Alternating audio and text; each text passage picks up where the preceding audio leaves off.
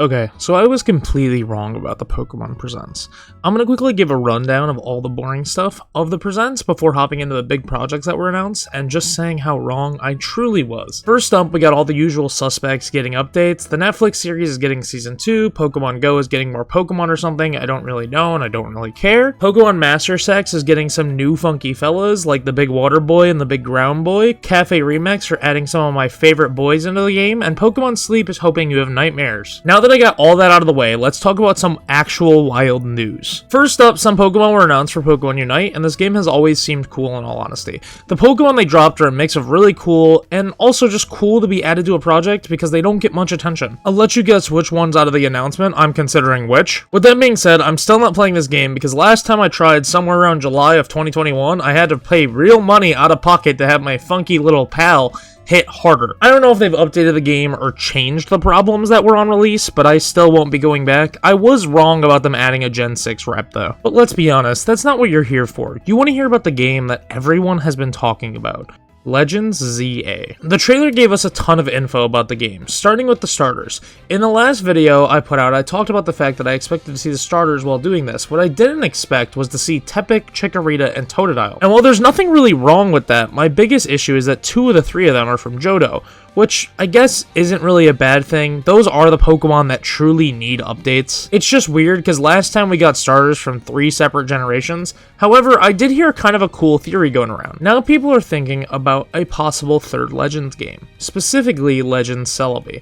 I mean, think about it, we're gonna have representation for the full 1, 2, 4, and 6 starters in the Legends games after this one. Assuming Gen 1 and 6 starters are available in ZA, but I mean, Megas are there, so why wouldn't they? And that means if they make the next Legends game have Popplio, Snivy, and Litten, it would complete Gens 5 and 7. What would be even more perfect to me, though, is a Legends Rayquaza game where we get to go back all the way to the Dragon Clan Zinnia was yapping about during the Delta episode, because then we would have Gens 1 through 7 fully represented in the series. But maybe that would be way too much of a fever dream in all honesty. I don't know what they'd be willing to actually implement. Besides the starters, we also got a ton of info, like a new battle system where it looks like you can make your Pokemon move around to do things like dodge, and this is the closest we've ever gotten to an anime-style combat in a Pokemon game. Speaking of battling, Mega Evolutions are back, and I know this isn't new info because it was announced at the end of last year's Presents, but it does seem like they're going to work a little bit differently. First up, I don't think Pokemon in the game are going to have abilities, but I could, however, see Megas having their abilities implemented kind of like how they did Regigigas in Legends Arceus. Whether they have abilities or not, the Megas do look amazing in the game.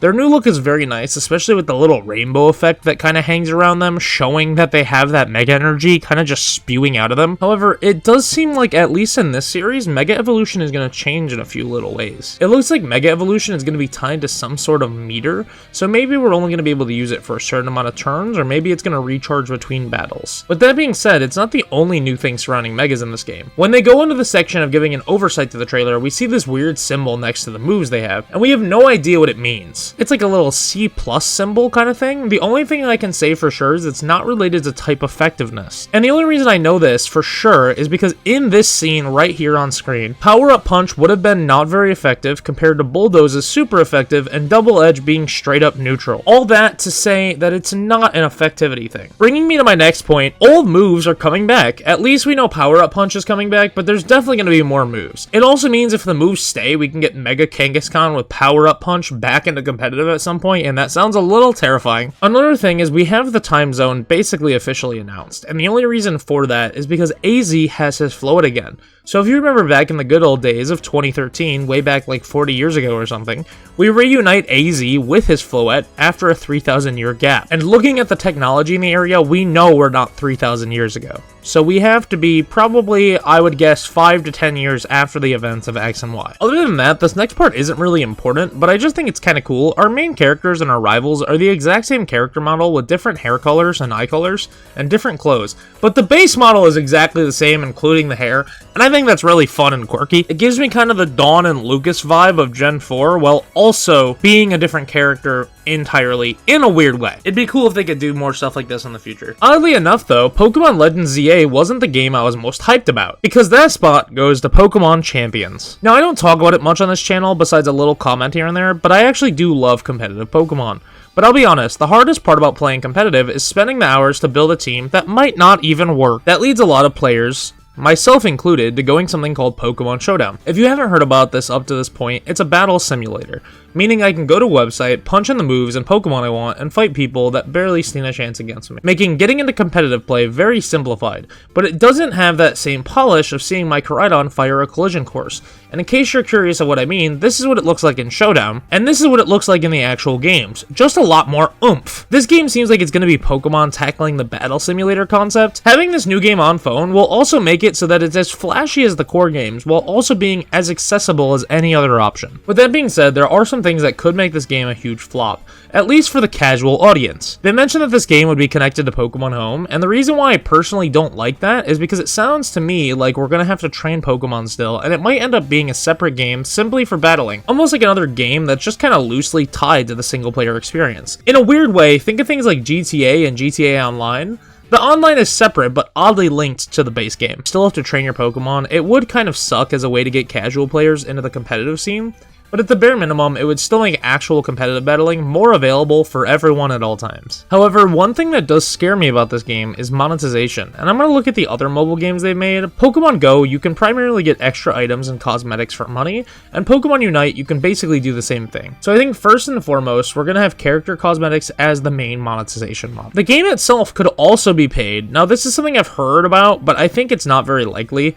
And the only reason I say that is because it's going to be on mobile and the Switch. So you would have to either buy it twice or do something like Home where you link a Nintendo ID and pay something like a pass to enter the game. Either way, I don't think those are very likely. Honestly, the way I could see them making money besides cosmetics is doing things like paying to unlock features to change your Pokemon. Basically being able to do things like buy a pack of 10 bottle caps for $1 or an ability capsule or 2 for $1. I could even see them going as far as charging to adjust EVs or mints, or maybe even paying $1 or 2 to completely edit a Pokemon. And honestly, I don't think that's necessarily a bad thing. I do think it would be pushing Pokemon competitive into a more pay-to-win model, or more accurately, a pay-to-cut out something like 30 plus hours to build a full competitive team model. All the weird specifics about the game are done, so let's talk about the thing that stood out to me the most, and that's the battle they showed off. First up, we see a Mega Charizard X, an Aegislash, and a Hisuian Samurott with a Terra Water Dondozo. That right there tells us in a battle, we're going to be able to use at least 2 different battle gimmicks at the same time. I think it'd be really cool to add some features to pick and choose different gimmicks. Assuming Z-moves and Dynamax are also included, it would also be awesome if you could do something like make custom rule sets. Something similar to how Smash Bros. Lets you make your own rule sets in that game. At the very minimum, it does mean if the Pokemon Company does decide to make this their main competitive mode, they could add and take away different gimmicks for different rank splits, shaking up the normal competitive formula. Other than that, I haven't actually heard anyone talk about this detail yet. The collection of the Pokemon is and never has been legal. I feel like that's obvious, a large part due to Dondozo and Aegislash, because Aegislash hasn't been in Scarlet and Violet nor Legends Arceus, making it illegal for Samurott to be there as well. Something that was also shown during the presents, granted in the very fine print, is that on release, Pokemon Champions would not have every Pokemon in the game. So what I think that means for us is we're going to allow the Pokemon currently available in Scarlet and Violet, as well as the Pokemon in Legends ZA. Otherwise, there would be no possible way to have Aegislash on the field with the other Pokemon. Something I actually heard Wolfie say recently is that the game will probably drop next year, and I think this makes a lot of sense, because with no announcement of Gen 10 in the presents, it means Scarlet and Violet is going to have a 4-year life cycle. Meaning this year we're going to have Pokemon World Championships, and I could see them doing something like a 2 restricted format like they normally do. Then when Legends ZA comes out, probably have a few months at least before Champions release, I could see Worlds 2026 being played on Pokemon Champions with all the Pokemon from Scarlet and Violet as well as Legends ZA. Meaning for the first time since 2019, we'll be able to see a World Championship used at least 2 different gimmicks at the same time. Everything I just talked about were really just my opinions on everything we got. I'll throw in a few final things before I go ahead and end the video. Mainly things I forgot to put in the main script because of how rushed this video was for me to make. I do think the starters for this game are going to get regional forms. I've heard a lot of people talk about them getting Mega Evolutions, but the thing is, I don't think they would have 2 starters from Gen 2 and 1 from Gen 5 have Mega Evolution and not the others in their trios. Well, it's not entirely impossible, it just wouldn't make much sense when they could do the route of regional evolutions. Now, when I say this, I don't think we won't get any new Mega forms. In fact, I think we're going to get Megas for the original 3 Kalos starters, mainly because it would feel like a waste if they didn't. I mean, ever since X and Y, the gimmicks that have come out have been given to new Pokemon from that region as well. But Gen 6 didn't do that. Probably large in part to how new gimmicks were at the time. Truthfully though, nobody in the community knows much of anything right now, and we're just gonna have to wait for more trailers to come out. With that being said, I hope you guys did enjoy the video and enjoyed speculating with me. I know this video took me a bit longer than other PokeTubers, but I just wanted to sit on the information and get my full thoughts together before jumping right into the project. With that being said, don't forget to like and subscribe, and if you don't, then you're not getting a Pokemon game this Christmas.